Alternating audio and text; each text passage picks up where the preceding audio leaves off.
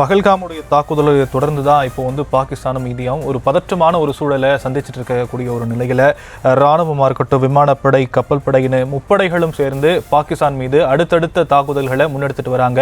பாகிஸ்தானுடைய தீவிரவாதிகளின் ஊடுருவல் முயற்சிகள் கூட முறியடிக்கப்பட்டிருக்கு. பல்வேறு இடங்களில் சைரன் ஒலிகள் ஒலிக்கப்பட்டு பல்வேறு முன்னெச்சரிக்கை நடவடிக்கைகளும் எடுக்கப்பட்டிருக்கு. அரபிக்கடலை பொறுத்த வரைக்கும், குஜராத்தில் இருக்கக்கூடிய அரபிக்கடலை பொறுத்த வரைக்கும் பாதுகாப்பு பணிகள் என்பது பல்வேறு கட்டங்களில் முடுக்கிவிடப்பட்டிருக்கு. அதே போல பாகிஸ்தானுடைய கராச்சி பகுதிகளில் துறைமுகத்தின் மீதும் இந்தியா தாக்குதலை தொடர்ந்து இருக்கிறாங்க.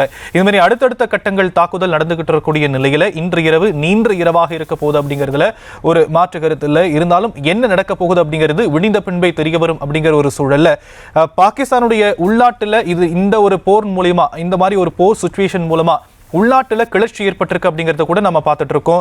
பலுசிஸ்தான் விடுதலை குழு அப்படிங்கிற ஒரு குழு அங்க இருக்கக்கூடிய ஒரு முக்கியமான நகரத்தில் கையில் எடுத்திருக்கிறதாகவும் ஒரு தகவல் கிடைக்கப்பட்டிருக்கு. அதே மாதிரி சிறையில் இருக்கக்கூடிய இம்ரான்கானை வெளியே கொண்டு வர அவருடைய ஆதரவாளர்கள் சிறையை நோக்கி செல்லக்கூடிய ஒரு அண்மை தகவலும் பார்த்துட்டு இருக்கோம்.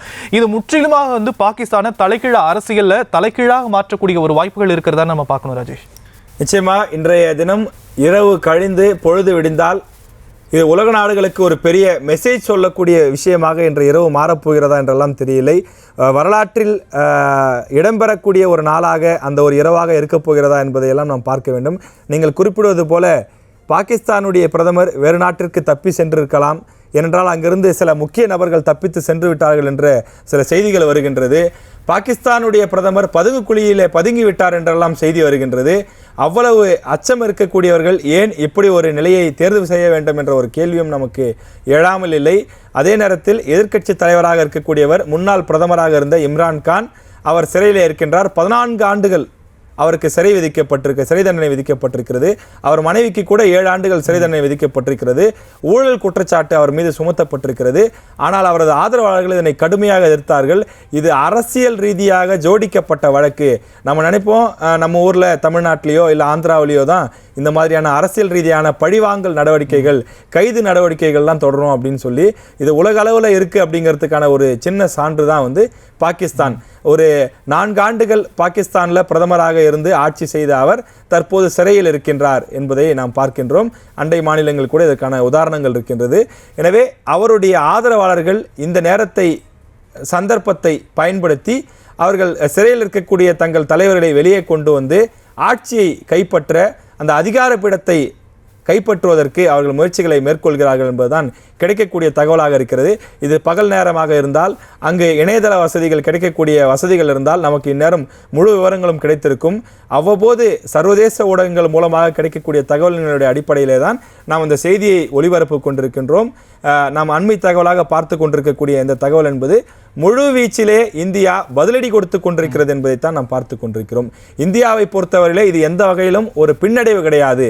இந்தியா எல்லா நிலைகளிலும் முன்னிலையிலே இருக்கின்றது. தொடர்ந்து நாங்கள் முன்னேறி கொண்டுதான் இருக்கின்றோம் என்ற வகையிலே சவால் விடுக்கக்கூடிய வகையிலே தான் இன்றைக்கு இந்த பதில் தாக்குதல் என்பது நடைபெற்று கொண்டிருப்பதை பார்க்கின்றோம்.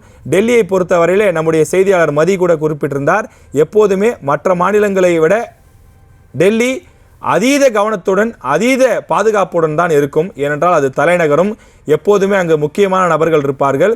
அங்கு காவல்துறை கூட மத்திய அரசினுடைய நேரடி கட்டுப்பாட்டில் தான் இருக்கும் என்பது கடந்த கால வரலாறுகளாக இருக்கின்றது. எனவே அப்படி இருக்கக்கூடிய சூழ்நிலையிலே டெல்லி முழுமையான கட்டுப்பாட்டின் கீழ் கொண்டு வரப்பட்டிருக்கிறது.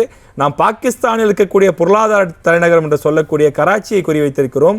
அங்கு இருக்கக்கூடிய தலைநகரம் என்று சொல்லக்கூடிய இஸ்லாமாபாத்தை குறிவைத்திருக்கின்றோம். லாகூரை குறிவைத்திருக்கின்றோம்.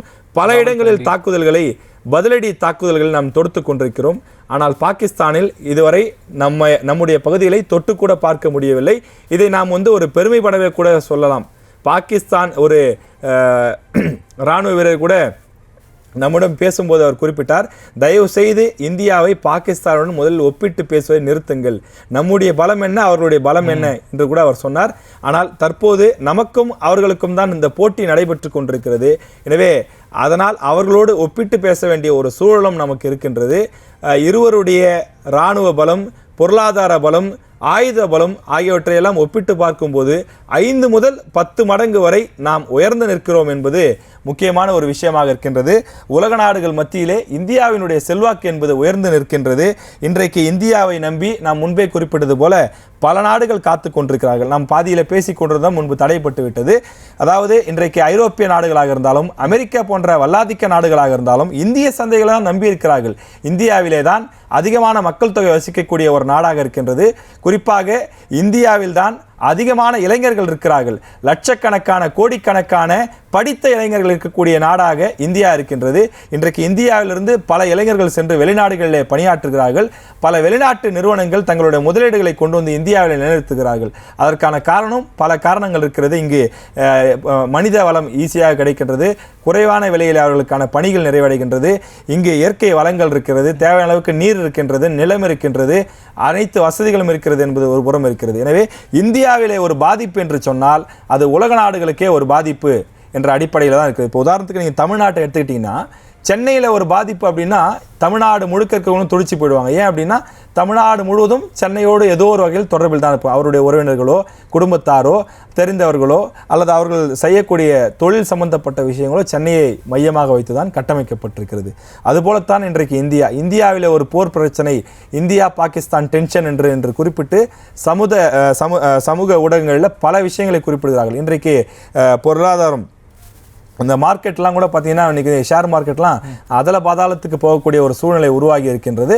அதற்கு காரணம் இந்தியா பாகிஸ்தான் டென்ஷன் என்று குறிப்பிடுகிறார்கள். இரு நாட்டிற்கும் போர் மூழ்வது போல ஒரு சூழல் ஏற்பட்டிருப்பதற்கே இத்தகைய பொருளாதார வீழ்ச்சி போன்றவையெல்லாம் நடைபெற்று கொண்டிருக்கிறது. இன்றைக்கு காலையில் இந்த பங்குச்சந்தையினுடைய குறியீட்டு எண்களெல்லாம் மிக கீழே சென்றிருக்கக்கூடிய அந்த நிலைகளை புள்ளி விவரங்களை நாம் பார்த்தோம். இந்த நிலை நீடித்தால் பங்கு சந்தைகள் கடும் வீழ்ச்சியை சந்திக்கும். இந்திய பங்கு சந்தைகள் வீழ்ச்சியை சந்தித்தால் அது சர்வதேச சந்தைகளும் எதிரொலிக்கும் என்பதுதான் ஒரு முக்கியமான விஷயமாக இருக்கிறது. எனவே இந்தியாவினுடைய நட்பு நாடுகள், இந்தியாவினுடைய நேசக்கரங்கள் நிச்சயமாக அதனை விட்டுவிடாது என்பதுதான் ஒரு முக்கியமான செய்தியாக நம்மால் பார்க்க முடிகின்றது. பாகிஸ்தான் இன்று இரவு நாம் அடித்திருக்கக்கூடிய அடிக்கே அவர்கள் நிச்சயம் பயத்தை கண்டிருப்பார்கள். உறக்கத்தை தொலைத்துவிட்டு வீதிகளில் அலைந்து கொண்டிருக்கிறார்கள். நாளை காலை நமக்கு ஒரு நல்ல செய்தி வரும். 2 நாடுகளும் போர் என்ற அந்த விஷயத்திற்கு உள்ளே போகாமல் நிச்சயமாக இதற்குள் பேச்சுவார்த்தைக்குள்ளேயே முடிக்க வேண்டும் என்பதுதான் அனைவருடைய ஒரு எதிர்பார்ப்பாகவே இருக்கிறது. ஷாம், நிச்சயமா போர் இல்லை அப்படிங்கிறது தான் நம்ம எல்லாருடைய எதிர்பார்ப்பாக இருக்கக்கூடிய அந்த சூழலில் நம்ம கொடுத்துருக்கக்கூடிய அந்த பதில் தாக்குதலுக்கு பாகிஸ்தான் மீண்டு எழுவதற்கே சில காலங்கள் பிடிக்கும் அப்படிங்கிறதுல எந்த ஒரு மாற்று கருத்தும் இல்லை. இருந்தாலும் கூட இந்தியா தரப்பில் முன்னெடுக்கப்பட்ட தாக்குதல்கள் என்னென்ன விஷயங்கள்லாம் தடுத்து நிறுத்தப்பட்டிருக்கு அப்படிங்கிறத காலை விரிவாக செய்தியாளர் சந்திப்பு இருக்கும் அப்படின்னு வெளியுறவுத்துறை தரப்புல இருந்தும் கூட சொல்லப்பட்டிருக்கக்கூடிய இந்த சூழலில் ராஜேஷ், எனக்கு இன்னொரு முக்கியமான ஒரு கேள்வி என்ன அப்படின்னா, இராணுவத்தை பொறுத்த வரைக்கும் அது விமானப்படையாக இருக்கட்டும் இல்லை கடற்படையாக இருக்கட்டும் தரைப்படையாக இருக்கட்டும், இவங்க எல்லாருமே இந்த மாதிரி ஒரு சுச்சுவேஷனை ஹேண்டில் பண்ணும்போது எப்படி தங்களை செல்ஃபாக ப்ரிப்பேர் பண்ணிப்பாங்க, அவங்களுக்கு என்னென்ன மாதிரியான இன்ஸ்ட்ரக்ஷன்ஸ்லாம் கொடுக்கப்பட்டிருக்கும் அப்படிங்கிறத சிறப்பு விருந்தினர்கள் பேசும்போது குறிப்பிட்டிருக்கிறாங்களா? அருகில் இருக்கக்கூடிய மற்ற மாநிலங்களாக இருந்தாலும் இன்றைக்கு மக்கள் பாதுகாப்பாக இருக்கிறார்கள். நிச்சயமா மக்களுடைய பாதுகாப்புக்காக தான் இவ்வளவும் செய்யப்படுது அப்படிங்கிறதெல்லாம் மாற்று கருத்து இல்லை. இந்தியாவுடைய ராணுவ வலிமை என்ன அப்படிங்கிறது இன்று இரவு இருக்கக்கூடிய பிராக்டிஸ் செஷன் மூலியமாகவும் சரி, தாக்குதல் மூலியமாகவும் சரி உலக நாடுகள் அறிவாங்க அப்படின்னாலும் கூட இன்றைய இளைஞர்கள் இந்திய ராணுவத்தின் மீது அதிக ஒரு எதிர்பார்ப்பும், அது மேலே அதில் போய் ஜாயின் பண்ணணும், அதில் இருந்து நம்மள சில விஷயங்களை கற்றுக்கணும், நம்மளும் நாட்டுக்காக சில விஷயங்களை செய்யணும் அப்படிங்கிறதுல ஒரு வைப்ரேஷன் அதில் இருக்கிறத நம்ம பார்த்துக்கிறோம். ஏன்னா சமீபத்தில் கூட நம்ம சென்னை மெரினாவில் கூட ஏர் ஷோலாம் கண்டக்ட் பண்ணும்போது கூட நிறைய இளைஞர்கள் பேசும்போது ராணுவம் மீது எங்களுக்கு ஒரு ஈர்ப்பு இருக்குது, அதில் நாங்கள் ஜாயின் பண்ணணும், நாட்டுக்காக சில விஷயங்கள் எங்களுடைய தியாகத்தை செய்யணும் அப்படிங்கிறதுல நிறைய இருக்கிறாங்க. இப்போ இருக்கிற சுச்சுவேஷனும் பார்த்தோம் அப்படின்னா மக்கள் இப்போ இருக்கக்கூடிய 2K கிட்ஸாக இருக்கட்டும் நிறைய பேருக்கு வந்து அது ஒரு உந்து சக்தியாக இருக்கும் இல்லையா, ராணுவத்தை நோக்கி மிலிட்டரியில் நம்மளும் ஜாயின் பண்ணணும், நாட்டுக்காக சேவை செய்யணும் அப்படிங்கிறது.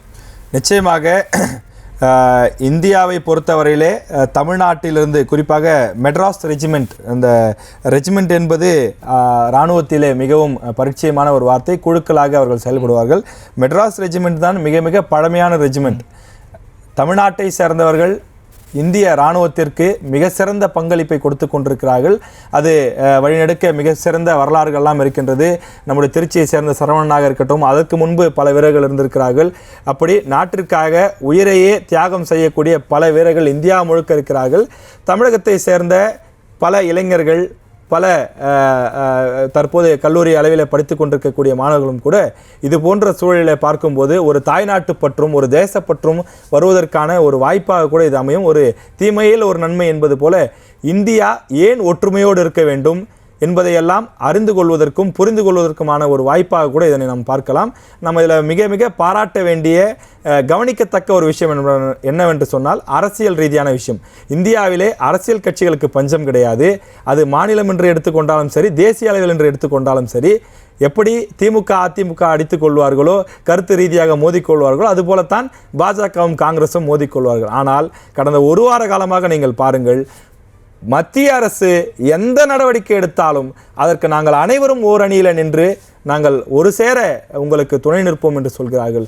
ஒரு 0.01% என்று சொல்லக்கூடிய அளவிற்கு கூட பாலிடிக்ஸ் எதுவுமே இல்லாமல் தொடர்ந்து ஓர் அணியில் நிற்கிறார்கள். நாம் அனைவரும் இந்தியர்கள், நமக்கு முதலில் முக்கியம் நம்முடைய தாய்நாடு தான், தாய்நாட்டு பாதுகாப்பு தான் தலையாய கடமை என்ற புள்ளியிலே நாம் அனைவரும் சேர்ந்து நிற்பது நமக்கெல்லாம் ஒரு பெரிய பெருமை தரக்கூடிய ஒரு விஷயமாக இருக்கின்றது. அரசியல் செய்வதற்கு அனைத்து கட்சிகளுக்கும் பல்வேறு விஷயங்கள் இருக்கிறது. இங்கு அரசியல் செய்யாத கட்சிகளே கிடையாது.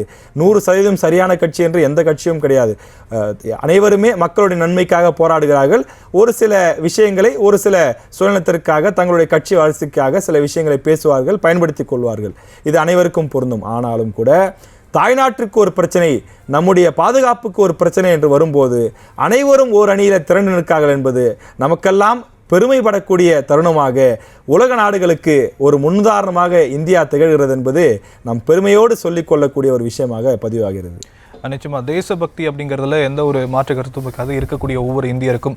அந்த வகையில் இந்தியா இந்த மாதிரி ஒரு பதற்றமான ஒரு சூழலை கையாளக்கூடிய நிலையில இரு நாடுகளுக்கிடையே மத்தியஸ்தம் செய்ய பல நாடுகள் முயற்சிகளை மேற்கொள்ள இருக்கிறாங்க. அது ரஷ்யாவாக இருக்கட்டும், யுஎஸ்ஆ இருக்கட்டும், மற்ற நாடுகளும் சேர்ந்த தலைவர்களாக இருக்கட்டும், நாங்கள் இருவருக்கும் இடையே பேச்சுவார்த்தை மூலமாக சில விஷயங்களை சமரசம் செய்ய ஈடுபாடோடு இருக்கிறோம் அப்படின்னு சொல்லக்கூடிய நிலையில why not India and Pakistan can take over that? நிச்சயமாக இந்த விஷயத்தை பொறுத்தவரை மத்தியசம் செய்வதற்காக பல நாடுகள் காத்து கொண்டிருக்கின்றன. குறிப்பாக இதிலெல்லாம் பிக் பாஸ், பெரிய அண்ணன் என்று சொல்லக்கூடிய அமெரிக்கா தான் உள்ளே புகுந்து சில ஆட்டங்களை ஆடும் என்று எதிர்பார்க்கப்பட்டது. குறிப்பாக இந்த போர் பதற்ற சூழல் உருவான போதே அமெரிக்காவினுடைய அதிபர் சில கருத்துக்களை தெரிவித்திருந்தார். இந்த டென்ஷன் என்பது நாம் விரும்பக்கூடிய ஒரு விஷயம் கிடையாது. நிச்சயமாக இதற்கு பேச்சுவார்த்தை மூலமாக தீர்வு காண வேண்டும். எங்களுக்கு 2 நாடுமே நட்பு நாடுதான் என்று அவர்கள் சொல்லியிருக்கிறார்கள். ஏனென்றால் கடந்த காலங்களிலே பிரதமர் நரேந்திர மோடி அவர்கள் வந்த பிறகு அமெரிக்காவுடனான அந்த நட்பை தொடர்ச்சியாக வலுப்படுத்தி வருகின்றார். அதற்கு முன்பு ரஷ்யா நமக்கு மிகவும் நெருக்கமான ஒரு நாடாக இருந்தாலும் கூட அமெரிக்கா ஒரு நட்பு நாடும் அல்ல, எதிரி நாடும் அல்ல என்ற ஒரு நிலைப்பாட்டில் இருந்தாலும் கூட கடந்த ஒரு 10 ஆண்டுகளாக 15 ஆண்டுகளாக அமெரிக்காவுடன் ஒரு நெருக்கமான உறவை கொண்டிருக்கக்கூடிய ஒரு நாடாக இந்தியா மாறி வருகின்றது. அதே நேரத்தில் பாகிஸ்தானையும் அவர்கள் விட்டுக் கொடுக்க தயாராக இல்லை. அதற்கு காரணமாக பல்வேறு விஷயங்கள் இருக்கின்றது. எனவே இப்படிப்பட்ட சூழ்நிலையில் அமெரிக்கா, இந்தியா, பாகிஸ்தான் சண்டை வருவதை அவர்கள் விரும்பவில்லை.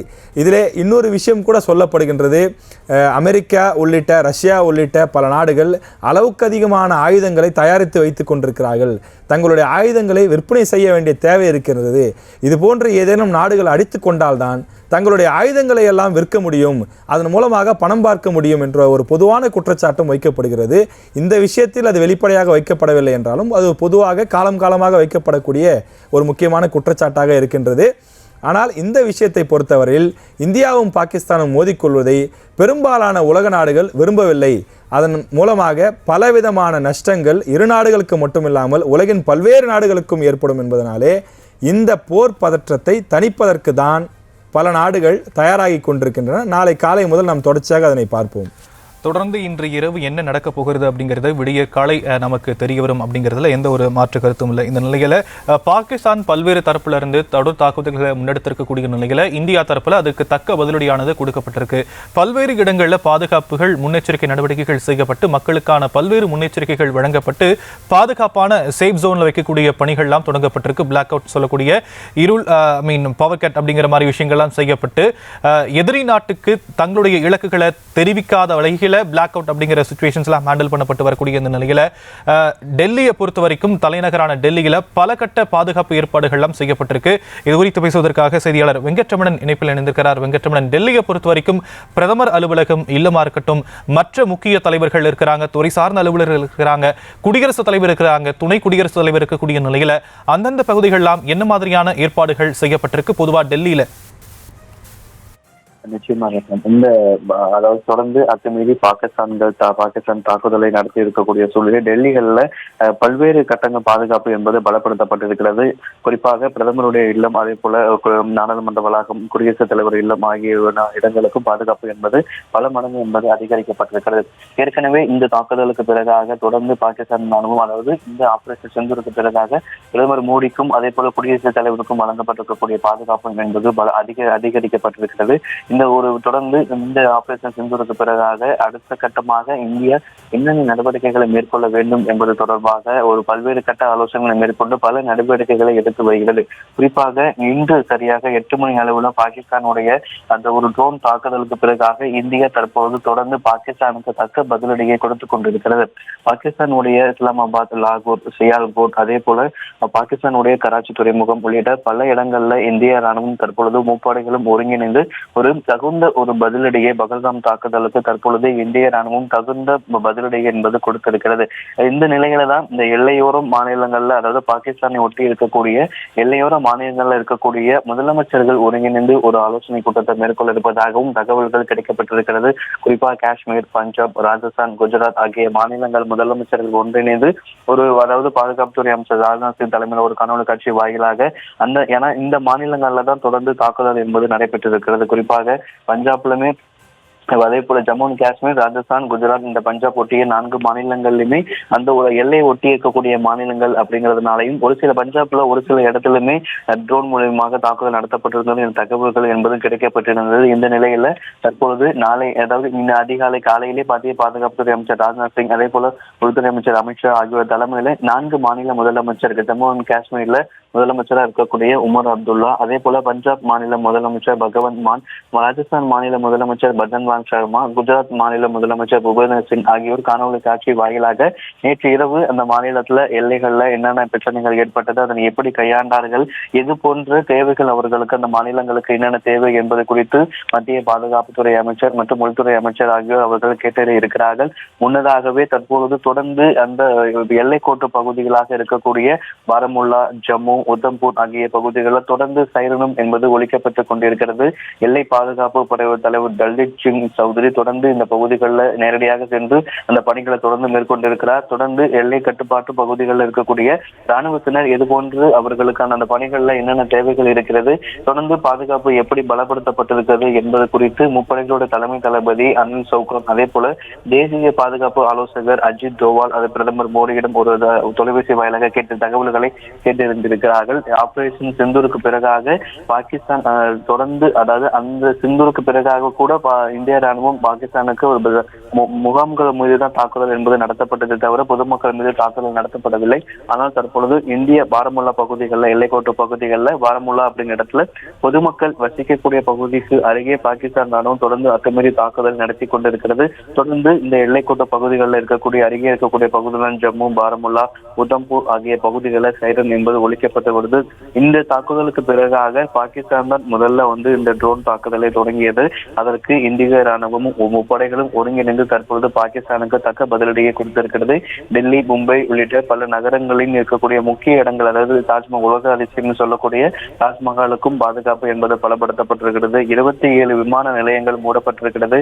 மேலும் விமான நிலையம் அதாவது திறந்திருக்கக்கூடிய விமான நிலையங்களுக்கு வரக்கூடிய பயணிகள் 3 மணி நேரத்திற்கு முன்னதாகவே வர வேண்டும் என்கின்ற ஒரு அறிவுறுத்தல்கள் வழங்கப்பட்டிருக்கிறது. தற்பொழுது பாகிஸ்தானுக்கு மிகப்பெரிய ஒரு நெருக்கடியை இந்திய ராணுவத்தினர், இந்திய அரசு கொடுத்திருக்கிறது அப்படிங்கிற ஒரு சூழ்நிலை. ஏன்னா இப்ப இந்தியா பதிலடி தாக்குதல் கொடுத்திருக்கும் பொழுது பாகிஸ்தானுடைய ராணுவ தளபதி மாற்றப்பட்டிருக்கிறார், அவர் காவலில் எடுக்கப்படலாம் என்கின்ற தகவலும் கிடைக்கப்படுது.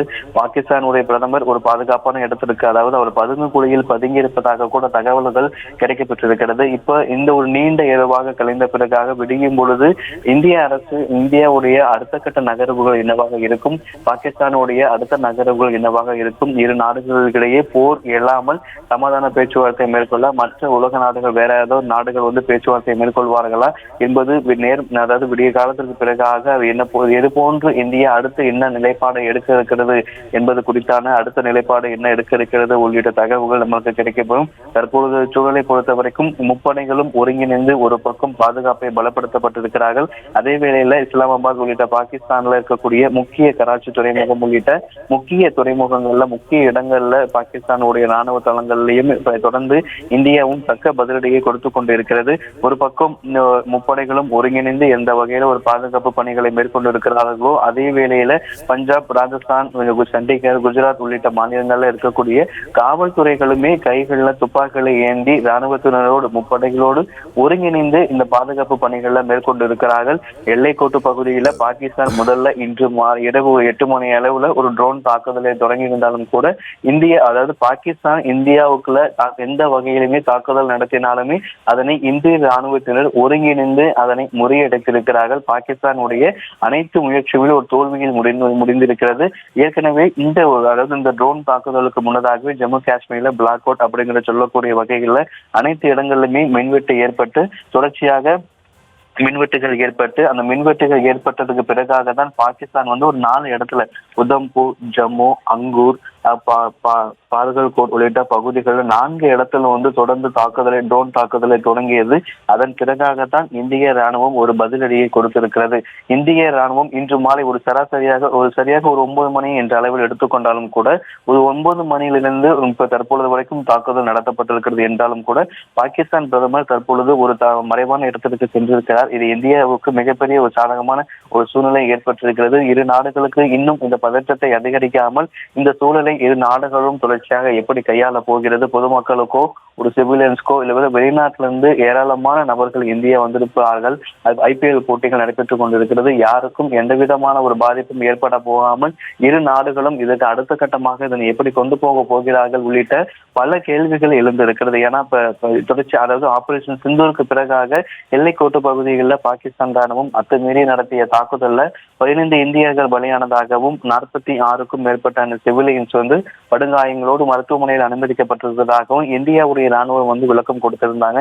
அதே போல இந்தியா நடத்திய இந்த ஆபரேஷன் சிந்தூர் தாக்குதல்ல எங்களுடைய பாகிஸ்தான்ல இருந்து 100க்கும் மேற்பட்ட நபர்கள் விழுந்ததாகவும் பாகிஸ்தான் வந்து தொடர்ந்து பாகிஸ்தான் தரப்பும் தெரிவிக்கிறாங்க.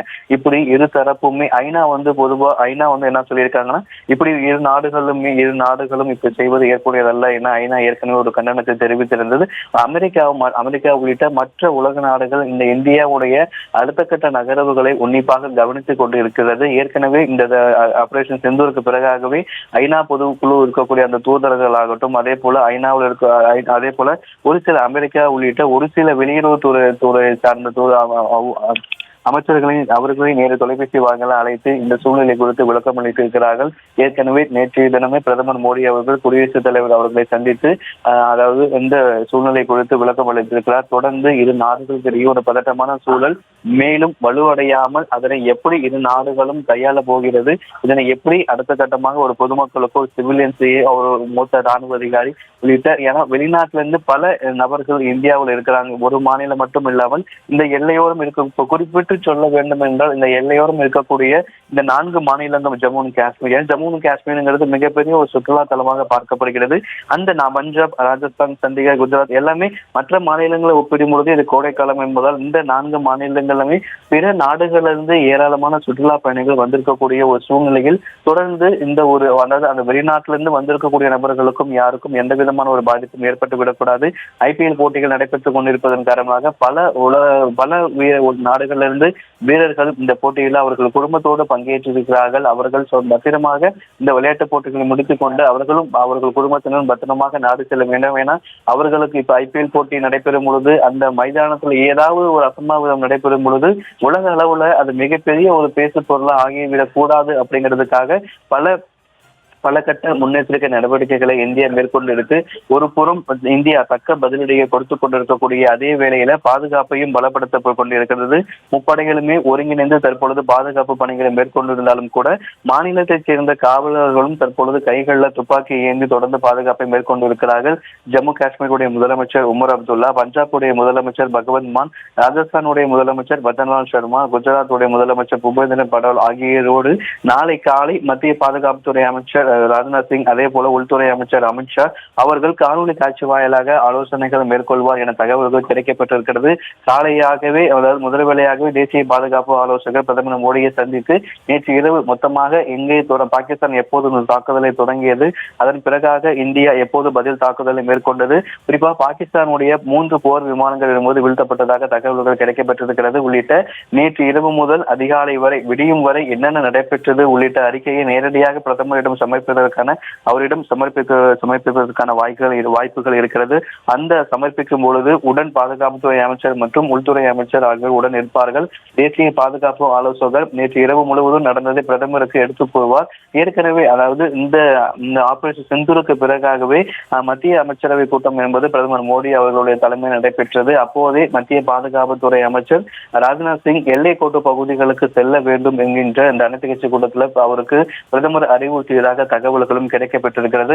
இப்படி தொடர்ச்சியாக இரு நாடுகளுக்கும் இடையே தொடர்ந்து ஒரு பதட்டமான சூழல் நிலவி கொண்டிருக்கக்கூடிய ஒரு சூழ்நிலையில இந்த 4 மாநில முதலமைச்சர்களோடு, அதாவது நேற்று இரவு முழுவதும் எல்லைகள்ல என்ன நடந்தது, எல்லைகள்ல ராணுவம் ஆல்ரெடி பாதுகாப்புல இருக்கும் பொழுது கூடுதலாக ஏதாவது தேவைப்படுமா, இன்னும் எந்த மாதிரி இடத்துல ஆபத்து அதிகம் அப்படிங்கறத அதை கேட்டறிந்து அந்த தகவல்களை தேசிய பாதுகாப்பு ஆலோசகர் பிரதமரிடம் விளக்குவார். அதன் பிறகாக பிரதமர் மோடி அவர்களும் உள்துறை அமைச்சர், பாதுகாப்புத்துறை அமைச்சர் உள்ளிட்டோர் ஒரு ஆலோசனை மேற்கொண்ட பிறகாக இந்த ஆபரேஷன் சிந்தூர் அப்படிங்கிறது அடுத்த கட்டமாக கொண்டு போவதற்கான வாய்ப்புகள் இருக்கிறது.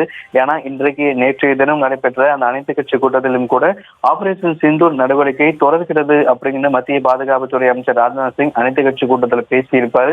இந்த ஆபரேஷன் சிந்தூருக்கு தொடர்பாக மத்திய அரசு மேற்கொள்ளக்கூடிய அனைத்து நடவடிக்கைகளுக்கும் இந்தியா அனைத்து கட்சிகளும் ஒத்துழைக்கும் அப்படிங்கிற ஒரு கருத்தையும் ஒருமித்த ஒரு கருத்தாக தான் தெரிவித்து, ஏன்னா இந்த பகல்காம் தாக்குதலுக்கு பிறகாக இந்திய அரசு என்ன நடவடிக்கைகள் மேற்கொண்டாலும் அதற்கு அனைத்து கட்சிகளுமே குரல் கொடுக்கும், ஒத்துழைப்பு தருவோம் என ஏற்கனவே அவர்கள் கூறியிருந்தார்கள். அதே போல ஆபரேஷன் சிந்தூருக்கு பிறகாகவும் கூடவே அனைத்து கட்சிகளுமே, அதாவது பாரபட்சம் இல்லாமல் பொதுமக்களுடைய நலன் கருதி, இந்தியாவுடைய நலன் கருதி அனைத்து மக்களுமே அந்த விஷயத்துல ஒரு பாராட்டு தெரிவித்திருந்தார்கள். அனைத்து கட்சி கூட்டத்திலுமே கூட மத்திய அரசு மேற்கொள்ள இருக்கக்கூடிய அனைத்து விதமான ஒரு பணிகளுக்குமே மத்திய அரசுடைய அனைத்து பணிகளுக்குமே ஒரு தொடர்ச்சியாக வரக்கூடிய ஒரு நீண்ட இரவாக தற்போது இன்றைய இரவு சென்றிருக்கிறது. பொதுமக்களுக்கோ ஒரு சிவிலியன்ஸ்க்கோ ராணுவ அதிகாரிகளுக்கோ யாருக்கும் எந்த விதமான ஒரு தீங்கும் ஏற்படாமல் இன்றைய இரவு கழியக்கூடிய பட்சத்துல அதாவது விடிந்த உடனே இந்த மாநில முதலமைச்சரோடு ஆலோசனைகள் மேற்கொண்டு முழு அறிக்கையாக பிரதமரிடம் சமர்ப்பிக்கப்பட்டு அடுத்த கட்ட நடவடிக்கைகள் குறித்து பிரதமர் மோடி ஆலோசனை என்கிற தகவலும் தெரிவிக்கப்பட்டிருக்கிறது. ஆபரேஷன் சிந்தூர் 3.0 அப்படிங்கிற ஒரு தகவலும் கிடைக்கப்பட்டிருக்கிறது. ஏன்னா இந்த ஆபரேஷன் சிந்தூர் நடவடிக்கை தொடர்கிறது அப்படிங்கிற ஒரு பதிவு தான் அனைத்து கூட்டத்தில் பேசப்பட்டிருக்கக்கூடிய ஒரு சூழ்நிலையில் ஆபரேஷன் சிந்தூர் 3.0 அப்படிங்கிற ஒரு திட்டம் இருப்பதாகவும் தகவல்கள் கிடைக்கப்பட்டிருக்கிறது. தொடர்ந்து ஒரு பதற்றமான ஒரு சூழல் நிலவி இருக்கக்கூடிய ஒரு சூழ்நிலையில யாருக்கும் எந்த விதமான ஒரு பாதிப்பும் ஏற்படாமல் இரு நாடுகளும் இதனை எப்படி அணுக போகிறது, இது எங்கே போய் முடிய போகிறது, இதனை ஏதாவது மற்ற வெளியிருந்து வந்த ஒரு நாட்டிலிருந்து வெளியிருந்து ஒரு நாடு சமரசம் செய்யுமா அப்படிங்கிற பல கேள்விகள் எழுந்திருக்கிறது. இறுதியாக பொதுமக்களுக்கோ எந்த விதமான ஒரு ராணுவ அதிகாரிகளுக்கோ வெளிநாட்டிலிருந்து வந்தவர்களுக்கோ யாருக்கும் எந்த விதமான ஒரு தவறாக எதுவும் நடந்துவிடக் கூடாது, பின்னாடி வரக்கூடிய நாட்கள்ல ஒரு தவறான முன் உதாரணமாக இது ஆகிவிடக்கூடாது என இந்தியா வளர்ந்து வரக்கூடிய மிக ஒரு முக்கிய நாடுகள்ல இருக்கக்கூடிய இடத்துல இந்தியா செய்யக்கூடிய ஒரு தவறு வரக்கூடிய நாட்கள்ல மிகப்பெரிய ஒரு பேசு பொருளாகவோ ஒரு கேள்விக்குறியாக ஆகிவிட கூடாது என்பதற்காக இந்தியா ஒவ்வொரு விஷயத்தையுமே பார்த்து செய்து வந்தக்கூடிய நிலையில ஆபரேஷன் சிந்தூருக்கு பிறகாக தற்பொழுது தொடர்ந்து இந்தியா பல்வேறு முயற்சிகளை மேற்கொண்டிருக்கிறது. தொடர்ந்து பாகிஸ்தானும் தகுந்த பதிலடியை கொடுத்துக் கொண்டிருக்கிறது. தற்பொழுது இரு நாடுகளுக்கிடையே தொடர்ந்து ஒரு பதற்றமான ஒரு சூழல் நிலவி கொண்டிருக்கக்கூடிய சூழ்நிலையில் இரு நாடுகளும் அடுத்த கட்டமாக என்ன செய்ய போகிறது என்பதுதான் எல்லோருடைய ஒரு கேள்வியாகவே இருக்கிறது. நாளை காலை, அதாவது தொடங்கிய காலை விடிந்ததுமே இந்த 4 மாநில முதலமைச்சர்களோடு ஒரு ஆலோசனை மேற்கொண்ட பிறகாக நேற்று மாலை ஜம்மு காஷ்மீர்லிருந்து தொடங்கி பஞ்சாப், ராஜஸ்தான், குஜராத் ஆகிய மாநிலங்களில் இருக்கக்கூடிய எல்லைகளாகட்டும், அதே போல இந்த எல்லைக்கோட்டு பகுதிகளில் இருக்கக்கூடிய பகுதிகள் உள்ளிட்ட பல்வேறு பகுதிகளில் என்ன நடைபெற்றது, இது போன்று எந்த இடத்துல பாதுகாப்பு இன்னும் அதிகமாக தேவைப்படுது, துப்பாக்கி ஏந்திய எப்படி தேவைப்படுகிறது, எது போன்ற விஷயங்கள் தேவைப்படுகிறது என்பதை கேட்டறிந்து எல்லை பாதுகாப்பு படை தலைவர் தல்ஜித் சிங் சௌத்ரி அவர் அந்த தேசிய பாதுகாப்பு ஆலோசகர் அவரிடம் தெரிவிப்பார். தேசிய பாதுகாப்பு ஆலோசகர், முப்படையுடைய தலைமை தளபதி அனில் சௌகான் ஆகியோர் பிரதமரிடம் இந்த விளக்கம், அந்த சூழ்நிலைகள் குறித்து விளக்கம் அளிப்பார்கள். பிரதமர் அதற்கு பிறகாக அவர் ஆலோசனைகளை மத்திய பாதுகாப்புத்துறை அமைச்சர் ராஜ்நாத் சிங், அதே போல உள்துறை அமைச்சர் அமித்ஷா ஆகியோர் ஆலோசனைகளை மேற்கொண்டு இரு நாடுகளும் தொடர்ந்து அடுத்த கட்டமாக என்ன செய்ய போகிறார்கள் என்பதுதான் எல்லோருடைய கேள்விகளும் இருக்கிறது. வரக்கூடிய நாட்கள்ல பெரிய தவறான உதாரணமாக ஆகிவிடக் கூடாது, பொதுமக்களுக்கோ சிவிலியன்ஸ்கோ ராணுவ அதிகாரிகளுக்கோ யாருக்கும் எந்த விதமான ஒரு தீங்கும் ஏற்படாமல் இரு நாடுகளும் இதனை எப்படி கையாள போகிறது என்பதை பொறுத்திருந்துதான் பார்க்க வேண்டும். தற்பொழுதை பொறுத்த வரைக்கும் இந்தியா கொடுத்த ஒரு 3 மணி நேரம் அல்லது ஒரு 5 மணி நேரம் தாக்குதலையே பாகிஸ்தானால் தாங்க முடியாமல் பாகிஸ்தானுடைய பிரதமர் ஒரு பாதுகாப்பான இடத்திற்கு கொண்டு செல்லப்பட்டிருக்கிறார் அப்படிங்கிற கூட தகவல் கூட கிடைக்கப்பட்டிருக்கிறது. பாகிஸ்தான் தலைநகர் இஸ்லாமாபாத்ல தொடங்கி லாகூர், சியால்கோட், அதே போல பாகிஸ்தானுடைய மிகப்பெரிய ஒரு வணிக இதா இருக்கக்கூடிய கராச்சி துறைமுகம் உள்ளிட்ட மிக முக்கிய இடங்கள்ல இந்தியா தாக்குதலை நடத்தி இருக்கிறது. இந்த தாக்குதலை கூட பாகிஸ்தானால சரியாக எதிர்கொள்ளாமல் பாகிஸ்தானுடைய பிரதமர் தலைமறைவாகி இருக்கிறாரு. பாகிஸ்தானுடைய ராணுவ படை தளபதி மாற்றப்பட்டிருக்கிறார். இந்தியா போன்ற மிகப்பெரிய ஒரு ராணுவ பலம் வாய்ந்த ஒரு நாட்டுல போர் புரியும் பொழுது பாகிஸ்தான் ஒரு கொஞ்சம் யோசித்து இதை செஞ்சிருக்கலாம் அப்படிங்கிறதுதான் மற்ற நாடுகளுடைய ஒரு பார்வையாக இருக்கிறது. இதற்கு ஆனால் பாகிஸ்தான் ஒரு ட்ரோன் தாக்குதல், நிச்சயமா இந்தியாவுடைய நிலைப்பாடு என்னன்றது தெளிவா உலக நாடுகளுக்கு சொல்லிட்டு இருக்கக்கூடிய இந்த சூழல்ல, ஆனா தக்க பதிலடியானது பாகிஸ்தான் கொடுக்கக்கூடிய நிலையில இந்தியா தரப்புல இருந்தும் அதுக்கான பதிலடிகள் கொடுக்கப்பட்டு வருது. தொடர்ந்து முப்படைகளும் சேர்ந்து நம்ம தொடர்ந்து பேசலாம். ராஜேஷ், நீங்க நம்ம தொடர்ந்து பேசிட்டு இருக்கிறோம். பஹல்காம் தாக்குதலுக்கு அப்புறமா பாகிஸ்தானுடைய நிலைப்பாடுகள் பல்வேறு விஷயங்கள்ல முன்னுக்கு பின் முரணாகவே இருக்கிறத நம்ம பார்த்துட்டு இருக்கோம். ஃபர்ஸ்ட் அவங்க இந்தியா அட்டாக் பண்ணது தப்புன்னு சொல்றாங்க, திருப்பி நாங்க பேச்சுவார்த்தைக்கு தயார்னு சொல்றாங்க, ஆனா தாக்குதல் தொடுத்தா திருப்பி பதில் தாக்குதல் கொடுப்போம் அப்படின்னு சொல்றாங்க. இந்த மாதிரி முன்னுக்கு பின் பல விஷயங்கள் அவங்க ஒரு கிளாரிட்டியே இல்லாம சில விஷயங்கள் எடுத்து பண்ணிட்டு இருக்காங்களோ அப்படிங்கிறது இருந்தாலும் கூட இந்தியாவை அவங்க எளிதா இட போட்டுட்டாங்களோ அப்படிங்கிற ஒரு பாயிண்ட்டும் இருக்கு. நாங்க நினைச்சா ஈஸியா அட்டாக் பண்ணிட முடியும், அணு ஆயுதங்களை கொண்டு அட்டாக் பண்ணுவோம் அப்படிங்கிற மாதிரி விஷயம்லாம் சொல்லிட்டு இருக்காங்க. அப்போ இந்த மாதிரி விஷயங்கள் இருக்கும்போது இரு நாடுகளுடைய பலம் அப்படிங்கிறது என்ன அப்படிங்கிற ஒரு கேள்வி இருக்கு இல்லையா? அப்போ இந்தியாவுடைய பலம் தெரியாம பாகிஸ்தான் ஆழம் தெரியாம காலை விட்டுட்டாங்களோ அப்படிங்கிற ஒரு பாயிண்ட்டும் இருக்கு. இது பேக்ஃபயர் ஆகிறதுக்கான வாய்ப்புகள் இருக்கக்கூடிய நிலையில இரு நாடுகளுடைய பலம் என்னவாக இருக்கு? நிச்சயமா இப்ப எல்லாருமே சொல்லக்கூடிய ஒரு காரணம் என்ன அப்படின்னா, பாகிஸ்தான் இந்தியா 2 பேரும் ஒப்பிடுறதே தப்பு அப்படின்னு சொல்றாங்க. அதை நம்ம நிறைய விரிவாக பேசியிருக்கிறோம். இப்போ உண்மையிலேயே இந்தியாவுடைய பலம் என்ன, பாகிஸ்தானுடைய பலம் என்ன அப்படின்னு ஒரு இயல்பாக ஒரு கேள்வி எழும். சில உதாரணங்களை சொல்கிறோம் பாருங்க. மக்கள் தொகை பெருக்கும், மக்கள் தொகையோட எண்ணிக்கைன்னு மட்டும் எடுத்துக்கிட்டிங்கன்னா இந்தியாவுடைய மக்கள் தொகை 146 கோடி, பாகிஸ்தானுடைய மக்கள் தொகை வெறும் 25 கோடி. அதே மாதிரி பாதுகாப்புத்துறைக்கு நம்முடைய நாடு ஒதுக்கக்கூடிய நிதி என்னன்னு பார்த்தீங்கன்னா 77 பில்லியன் அமெரிக்க டாலர் நம்ம ஒதுக்குறோம். ஆனால் அவங்க வெறும் 7 பில்லியன் அமெரிக்க டாலர் தான் அவங்க இராணுவத்துக்காக ஒதுக்குறாங்க, பாதுகாப்புத்துறைக்காக ஒதுக்குறாங்க. அதே மாதிரி நம்முடைய இந்தியாவில் எவ்வளோ இராணுவ வீரர்கள் இருக்காங்கன்னு பார்த்தீங்கன்னா கிட்டத்தட்ட 22 லட்சம் பேர் நம்முடைய நாட்டில் இராணுவ வீரர்களாக இருக்கிறாங்க. அக்னிபாத் திட்டம்லாம் கூட கொண்டு அதில் பல விஷயங்கள் இருக்குது. அதே மாதிரி பாகிஸ்தானில் பார்த்தீங்க அப்படின்னா இதில் சரிபாதி என்ற அளவில் தான் கிட்டத்தட்ட 13 லட்சம் பேர் தான் அங்கே இராணுவத்தில் பணியாற்றி கொண்டிருக்கிறார்கள். துணை இராணுவ படையினராக இந்தியாவில் 25 லட்சம் பேர் இருக்கிறாங்க. பாகிஸ்தானில் வெறும் 5 லட்சம் பேர். அப்போ 1:5. அங்கே வெறும் 5 லட்சம் பேர், இங்கே 25 லட்சம் பேர் துணை இராணுவ படையினர் இருக்காங்க. துணை இராணுவ படை என்பது மிக மிக முக்கியமானது. உங்களுக்கு தெரியும், இராணுவ படையினர் எல்லையில் இருக்கிறாங்கன்னு சொன்னால் அவங்களுக்கு செகண்ட் பேட்சா செகண்ட் லைன்ல இருக்கக்கூடியவர்களா துணை ராணுவ படையினர் இருப்பாங்க. அவங்களும் அனைத்து விதமான சவால்களையும் எதிர்கொள்ளக்கூடிய வகையில் தயார் செய்யப்பட்டிருப்பாங்கன்றதை நம்ம மறந்துடக்கூடாது. அதே மாதிரி கடற்படை, இந்தியா 3 பக்கம் கடல்களால் சூழப்பட்ட ஒரு நாடு. கடற்படை என்பது இந்தியாவிற்கு மிக மிக முக்கியமான ஒரு தேவை. அப்போ கடற்படையை பொறுத்த வரைக்கும் நம்ம ஊரில் பார்த்தீங்கன்னா கிட்டத்தட்ட 1.5 லட்சம் பேர் கடற்படை வீரர்கள் இந்தியாவில் இருக்கிறாங்க. பாகிஸ்தானில் பார்த்தீங்கன்னா 1.20 கிட்டத்தட்ட ஈக்குவலாக இருக்கிறான்னு கூட நீங்கள் வச்சுக்கலாம். கடற்படையை பொறுத்த வரைக்கும். விமானப்படையை பொறுத்த வரைக்கும் இந்தியாவில் 3 லட்சம் பேர் இந்தியாவில் விமானப்படை வீரர்கள் இருக்காங்க. ஆனால் பாகிஸ்தானில் பார்த்தீங்கன்னா வெறும் 78,000 பேர் தான். இப்போ 1:3 அப்படிங்கிற அடிப்படையில் தான் விமானப்படை வீரர்கள் பாகிஸ்தானில் இருக்கிறாங்க. அதே மாதிரி போர் விமானங்கள் இந்தியாவில் 513 போர் விமானங்கள் இருக்கின்றன. ஆனால் பாகிஸ்தானில் 328 என்பதுதான் அந்த நாட்டிலிருந்து கொடுக்கப்பட்டிருக்கக்கூடிய அஃபிஷியல் ரெக்கார்டு. கடைசியாக பதிவானதன்படி 328 போர் விமானங்கள் தான் இருக்கிறது. ஹெலிகாப்டரை பொறுத்தவரை இந்தியாவில் 900 ஹெலிகாப்டர்கள் வரை இருக்கின்றது என்றும், ஆனால் பாகிஸ்தானில் 1:3 என்ற அடிப்படையில் கிட்டத்தட்ட ஒரு 350 ஹெலிகாப்டர்கள் இருப்பதாகவும் சொல்கிறார்கள். தாக்குதல் ஹெலிகாப்டர்கள், நம்ம இப்போ சூசைடு ட்ரோன்ஸ் என்றெல்லாம் கூட சில விஷயங்களை குறிப்பிடுறோம். இலக்கை நோக்கி சென்று துல்லியமாக தாக்கி தன்னைத்தானே வெடித்து சிதறக்கூடியவையாக இருக்கின்றன. அது போன்ற ட்ரோன்கள் கிட்டத்தட்ட நம்மக்கிட்ட ஒரு 80 ட்ரோன்கள் இருப்பதாகவும், ஆனால் அவர்களிடம் ஒரு 50 ட்ரோன்கள் இருப்பதாகவும் சொல்கிறார்கள். சிறப்பு பணி விமானங்கள் என்ற அடிப்படையில் நம்மிடம் 74, அவர்களிடம் 27 என்ற எண்ணிக்கையிலும் இருப்பதாக குறிப்பிடுகிறார்கள். அதே போல் கடற்படை விமானம், கடற்படையோட விமானம்னா மற்ற விமானத்துக்கும் அதுக்கும் தனி வித்தியாசங்கள் இருக்குது. அது உள்ள நுட்பமாக போனோம்னா நம்மக்கிட்ட 2 இருக்கிறது, அவர்களிடம் அது போன்ற எந்த ஒரு விமானமும் இல்லை என்று சொல்கிறார்கள். நீர்மூழ்கி கப்பல்கள் நம்மிடம் சுமார் 20 நீர்மூழ்கி கப்பல்கள் இருக்கிறது, அவர்களிடம் வெறும் 8 நீர்மூழ்கி கப்பல்கள் தான் இருக்கிறது என்று சொல்கிறார்கள். தாக்குதல் கப்பல், இதிலே தாக்குதல் நடத்துறதுக்கு பிரத்யேகமாக தயாரிக்கப்பட்ட கப்பல்கள் நம்மிடம் 13 கப்பல்கள், ஆனால் அவர்களிடம் 0 தான், எந்த விதமான தாக்குதல் கப்பல்களும் இல்லை என்று சொல்கிறார்கள். பீரங்கிகள், அந்த டேங்குகளை பொறுத்தவரைக்கும் கிட்டத்தட்ட 4200க்கும் மேற்பட்ட டேங்கிகள் இருப்பதாகவும், ஆனால் பாகிஸ்தானிடம் 2600 என்ற அடிப்படையில் தான் இருப்பதாகவும் குறிப்பிடுகிறார்கள். இது மட்டும் இல்லாமல் உலக அளவில் இராணுவத்துடைய பலம் பல ஸ்பெசிஃபிகேஷனில் வச்சு பண்ணுவாங்க. அது கவுண்டாக இருக்கலாம், அவர்கள் செய்யக்கூடிய சாகசங்களாக இருக்கலாம், அவர்களிடம் இருக்கக்கூடிய ஆயுத பலம், இதையெல்லாம் பொறுத்து இராணுவ பலம் அப்படின்னு சொல்லி ஒரு விஷயத்தை போடுறாங்க.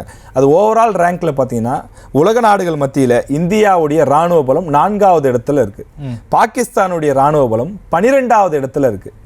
இப்போ இவ்வளோ நேரம் இவ்வளோ பெரிய ஒரு 10க்கும் மேற்பட்ட பட்டியல்களை சொன்னோம். நம்ம அதில் எந்த இடத்துலையாவது பாகிஸ்தான் இந்தியாவுக்கு நெருக்கடி கொடுக்கக்கூடிய இடத்துல இருக்கா அப்படின்னு பார்க்கும்போது இல்லை அப்படிங்கிறது தான் பதிலாக இருக்குது. இப்படிப்பட்ட ஒரு நிலையில தான் பாகிஸ்தான் இந்தியாவுடன் மோதுவதற்கான முயற்சியிலே முயன்று மூக்கறுக்கப்பட்டிருக்கிறார்கள் என்பதுதான். ஆல்மோஸ்ட் அவங்க தோத்துட்டாங்க அப்படிங்கிறத தான் நம்ம சொல்லலாம். பட் ஆனால் அஃபிஷியல் ரெக்கார்ட்ஸ் காலையில் 10 மணிக்கு வெளியுறவு தரப்புல இருந்து செய்தியாளர் சந்திப்பில் என்னென்ன விஷயங்கள் சொல்லப்படும் அப்படிங்கிறத நம்ம பொறுத்திருந்து பார்க்கலாம். இப்போது இராணுவ பலம் அப்படின்னாலும் கூட அதுக்கு அடுத்தடுத்த விஷயங்கள் அப்படின்னா பொருளாதாரம் அப்படிங்கிறது தான் மிக முக்கியமான ஒரு பாயிண்டாக இருக்குது.